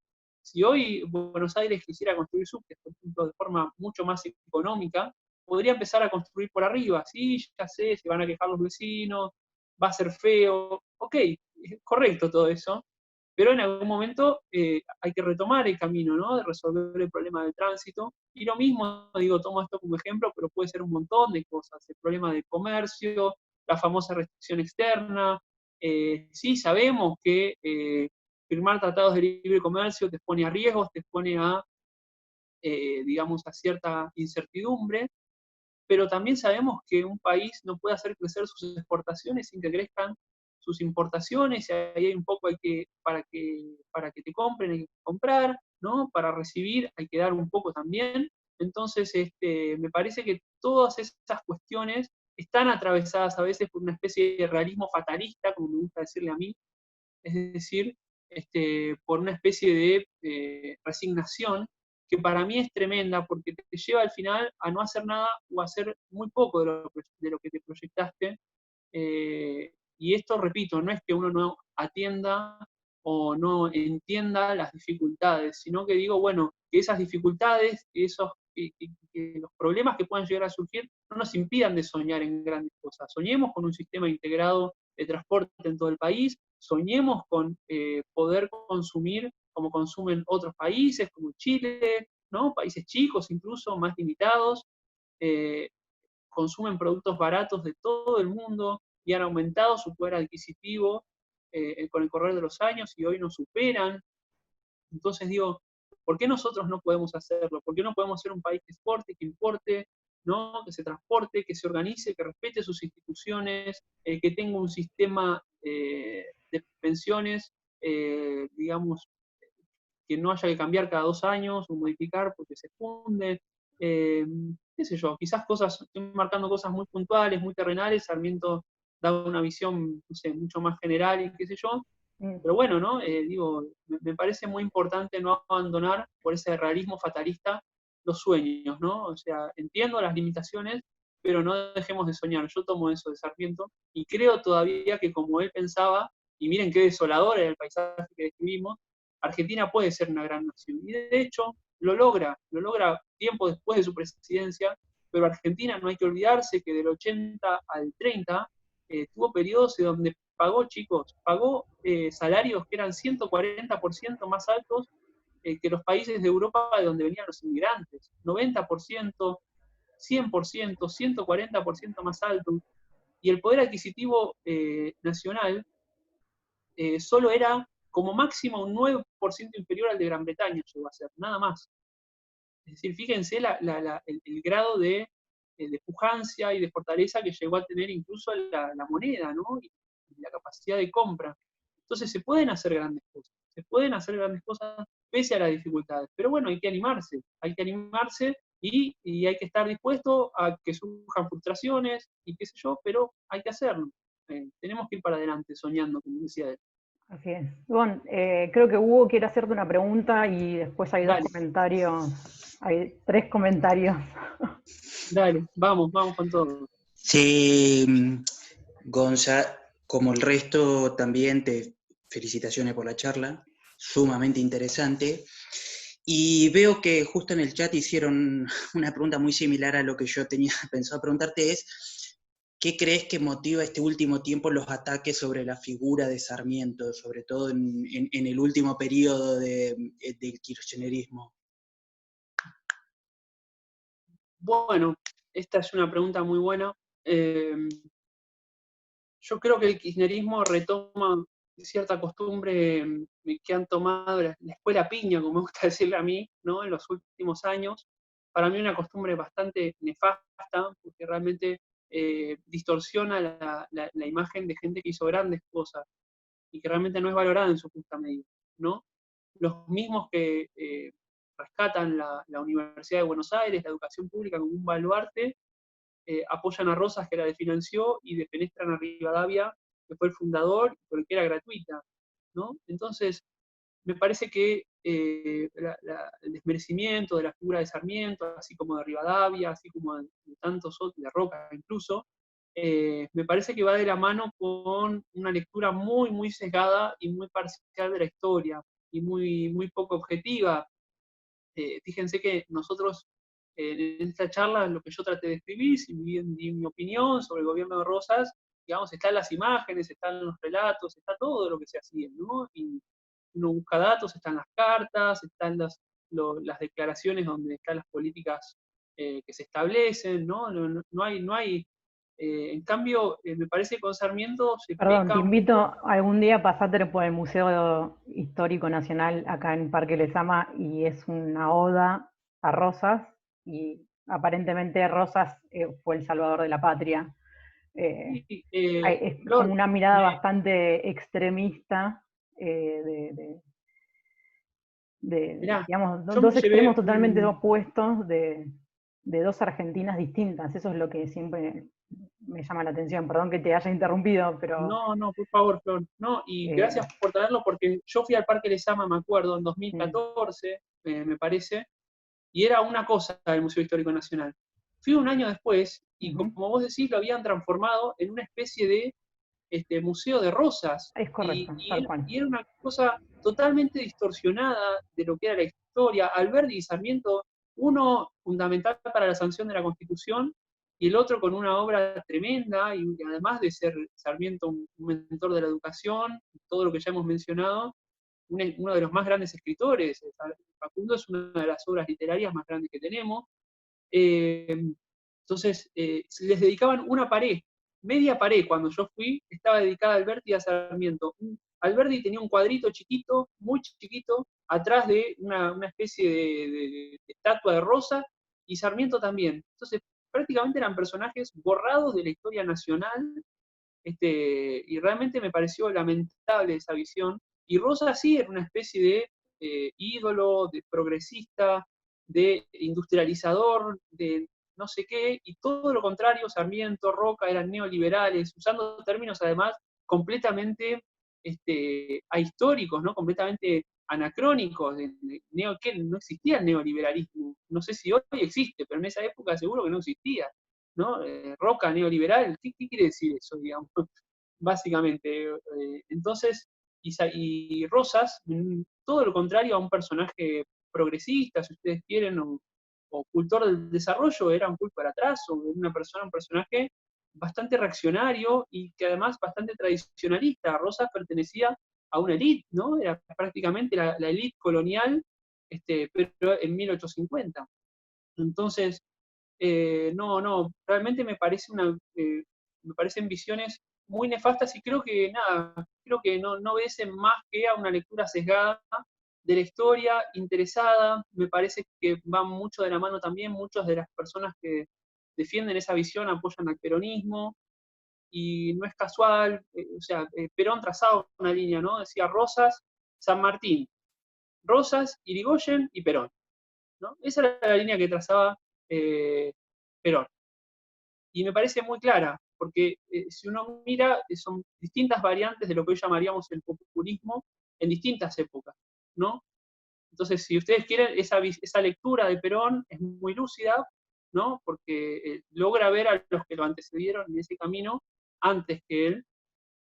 Y bueno, me parece que tiene que ver también un poco con eso, con una toma de posición política. Es decir, yo no voy a estar a favor de Roca porque mató a los aborígenes. Yo no voy a estar a favor, a pesar de que Rosas lo hizo antes, ¿no? Rosas hizo las primeras campañas del desierto, hizo varias encima, y bastante crudas, digamos, ¿no? Y entonces no voy a tomar ese lado de posición, dicen los que apoyan esta defenestración de Sarmiento, porque Sarmiento dijo que no había que economizar sangre de Gaucho. Bueno, si vamos a reducir la figura de Sarmiento, una frase desafortunada, uno no es un sanguinario, no está a favor de derramar sangre, pero digo, vamos a reducir realmente a Sarmiento a eso, me parece muy, viste, de los que toman esa postura, muy, muy desafortunado. Creo que tiene que ver con eso, respondiendo a la pregunta, por una toma de posición política, decir, bueno, mis baluartes toman esto y yo tomo esto, porque por otro lado es cómodo, ya está, si estoy del lado bueno, digamos, ¿no? Estoy del lado bueno y ya está, estoy cómodo ahí, pero bueno, para mí vendría muy bien leer a gente como Alperín, a gente como Romero, que no eran conservadores, ¿no? Romero, un socialdemócrata, es decir, gente muy centrada, pero que hacía buena historia, más allá de su ideología, eran muy, muy objetivos. Entonces, nada, creo que tiene que ver con eso, con una toma de posición política más que cualquier otra cosa. Mauro, bienvenido a la ciudad de Buenos Aires. Nos visita desde Jujuy el querido Mauro. Vos recién hiciste un comentario, no sé si querés volverlo a decir porque se perdió medio en el chat. Creo que sí, sacate el... Ahí va. Ahí está. ¿Cómo estás, Flor? Muchas gracias por la palabra. Muy buena la exposición,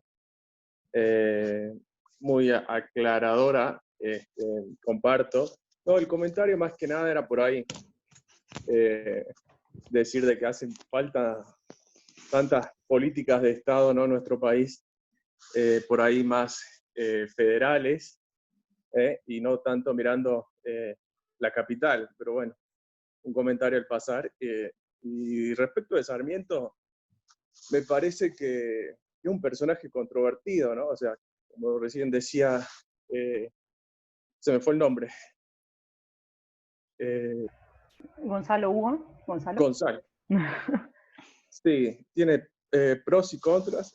Y bueno, como todo en la Argentina, o sea, siempre hay posiciones a favor y posiciones en contra, ¿no? Un poco eso. Bien, bien, bien. Sí, sin dudas, es un personaje que despierta controversia. Sin dudas, bueno, gracias por estar acá, te mando saludos desde acá, te agradezco mucho por esta intervención que acabas de tener. Y sí, es como vos decís, digamos, un personaje controvertido. Comparto con vos lo de la visión federal, de hecho, bueno, viste que en este libro él la tiene, él dice, hay que desarrollar e integrar todo el país. No puede ser Buenos Aires la capital, no puede crecer Buenos Aires a costa del resto de las provincias. Hagamos que crezca todo el país de forma integrada, que la gente viaje a lo largo y ancho del país por este sistema de ríos y trenes, pongamos la capital en otro lado que no sea Buenos Aires, tratemos de superar este tema y así se van a eliminar los recelos, digamos. Estén todas igualmente representadas en un terreno nuevo, la isla Martín García, en igualdad de condiciones, en ese Capitolio, ese Congreso que va a representar esa igualdad, donde todas estén igualmente representadas, y al mismo tiempo ese territorio distante de la capital, lo que va a permitir, y distante de todas, y al mismo tiempo conectadas a todas por el sistema de río, va a permitir que se pierda un poco ese miedo y ese recelo. Y dice él también, Buenos Aires y Montevideo no tienen por qué tener miedo, porque por la ubicación geográfica que tienen van a seguir siendo importantes, pero lo que van a permitir con esto es que las demás provincias también crezcan, ¿no? Entonces lo que yo veo es un Sarmiento, viste acá, muy distinto, ¿no? Muy distinto al que yo me imaginaba antes de leer por primera vez Arquirópolis, que uno tiene el Sarmiento unitario, qué sé yo. Bueno, este es un Sarmiento, el definitivo, como me gusta decirle a mí, ¿no? Porque esto ya es 1850, el Sarmiento federal, digamos. A él no le va a interesar que Buenos Aires progrese a costa del ahogo de las provincias. Condena eso y va a tratar justamente de todo lo contrario, ¿no? Así que bueno, comparto tu apreciación y creo que Sarmiento en esta etapa puntual ya de su maduración, digamos, política, también lo entiende así. Bueno, amigos, me parece que esta es una buena manera de dar finalizada de la charla. No sé si alguien quiere decir algo más antes de terminar esto. Si no, Gon, te voy a pasar para que le hagas un cierre. Y bueno, la verdad que un placer poder compartir esto con ustedes. Esperamos que haya próximamente alguna otra. No quiero nombrar a nadie, pero Javier... así que, bueno, con todo tuyo. Dale. Bueno, Javi, ya te comprometieron para la próxima. Así que no, parece que no tenés forma de zafar, ya Florencia te puso ahí el coto, así que me parece que estás asignado, estás nominado. Bueno, nada chicos, la verdad, gracias por estar. Esperemos que esto pueda seguir, podamos hacer muchas más charlas juntos. De mi parte fue un verdadero placer y esperemos que este pequeño espacio por ahora, este espacio liberal, de centro, republicano, pueda seguir creciendo. Y bueno, nada, para mí un honor estar con ustedes y poder abrir este ciclo. Y bueno, realmente nada, me gustó mucho, lo disfruté mucho y espero que ustedes hayan disfrutado y les haya parecido atractivo y les haya parecido algo novedoso también. Tomamos un libro que no suele hablarse mucho, entonces a veces está bueno porque uno se le abre la puerta, pregunta, no conocía, está bueno, así que bueno, entonces, bueno, nada, para mí un gran placer y nada, los invito a que la próxima nos volvamos a juntar y sigamos con este lindo proyecto. Y bueno, aprovecho para recomendar que difundan en las redes, difundan a Centro Liberos, Twitter, y que bueno, y que se animen también a dar estas charlas y a compartir pensamientos. Y bueno, y vamos por un liberalismo sano, centrista, democrático y republicano, me parece que es la idea que intentamos atraer. Muy bien, así es. Sin duda, merece aplausos varios.